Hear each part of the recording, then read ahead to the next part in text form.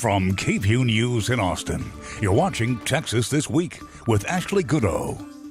Good Sunday morning. The third special session of the 88th Texas Legislature ends Tuesday, and right now, it looks like Governor Greg Abbott's top priority for the special school vouchers may not make it across the finish line. Bob Garrett, Austin Bureau Chief of the Dallas Morning News, joins me to talk about what's happening under the dome. We'll get to that in just a minute, but first, here are the three things you need to know in Texas politics. Texas Attorney General Ken Paxton's securities fraud case will go to court on April 15th. A Harris County judge set the trial date Monday. Prosecutors say Paxton recruited investors for a Dallas-based tech company, but did not tell those investors that he was hired by the company to do so. He was indicted back in 2015, but for years, the case did not move.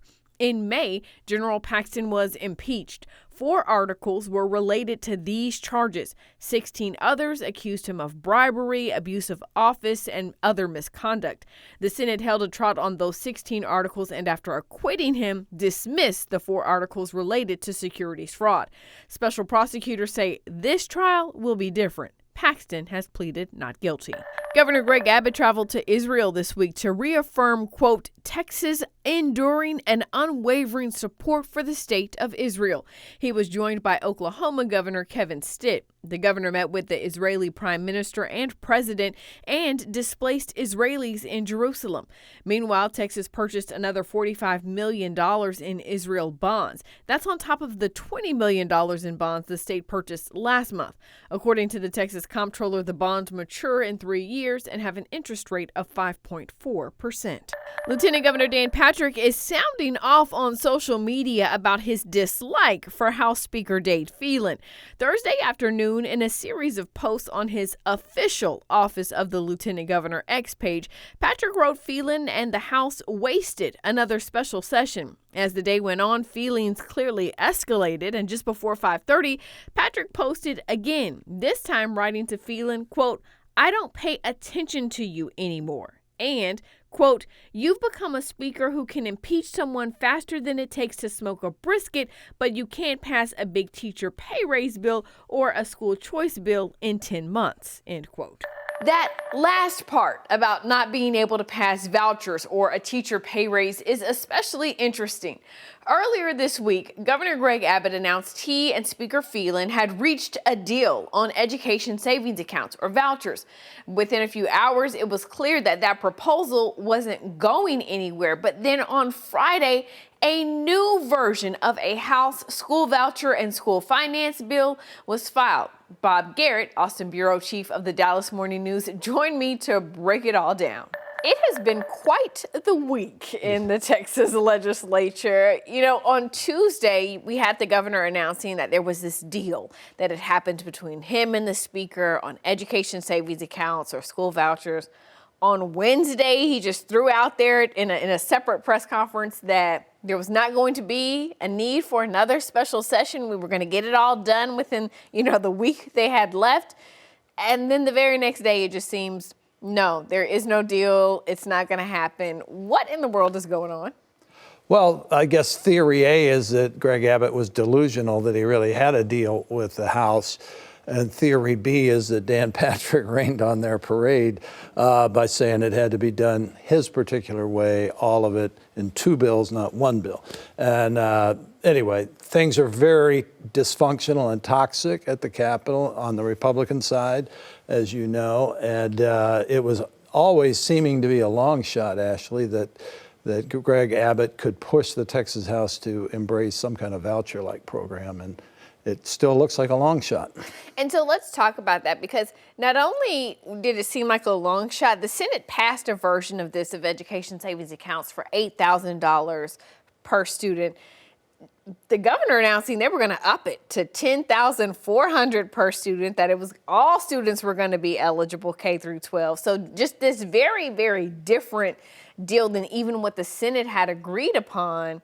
This just really seemed, I think it raised a lot of eyebrows, right? Sure. And, the Senate was limited to a $500 million for this budget cycle, which would have been basically you get in line, and when the money runs out, you don't get an education savings account.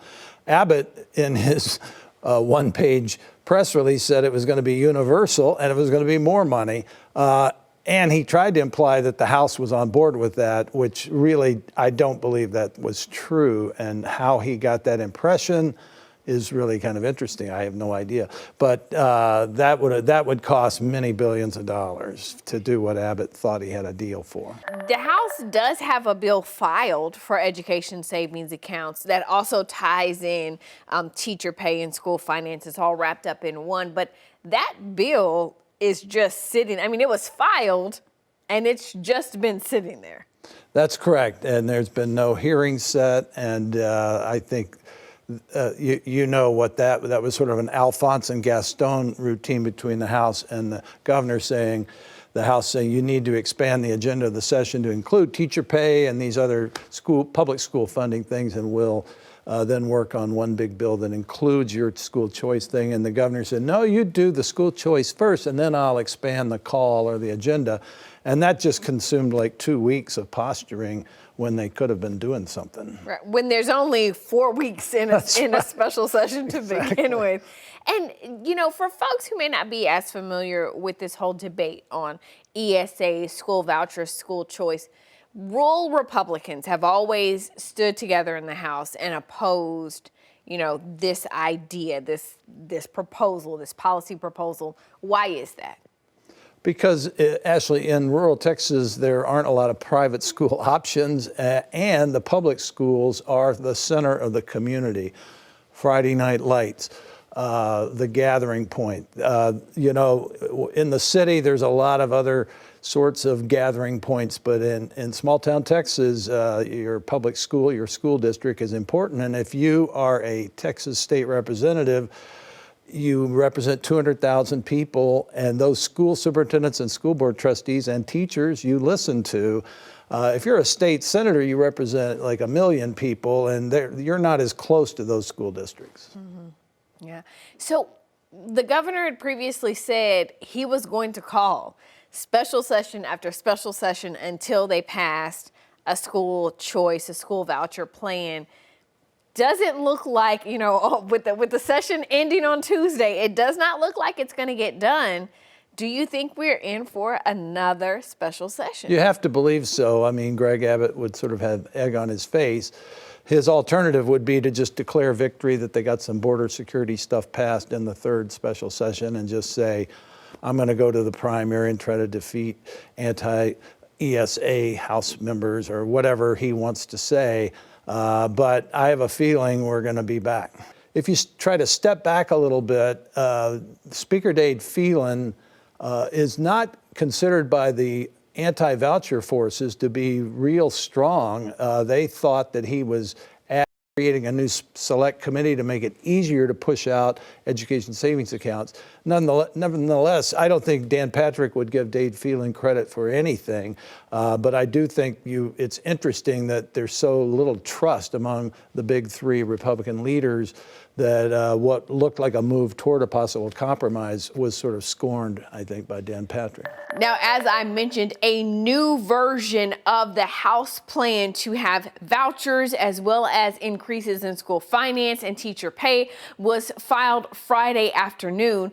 The Lieutenant Governor had more to say about all of this on X. He posted Friday that he suggested the governor call lawmakers back for another special session on February 5th if the House doesn't pass what he calls acceptable school choice.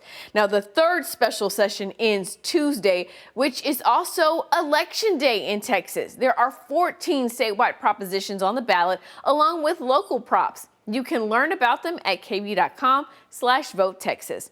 That's Texas This Week.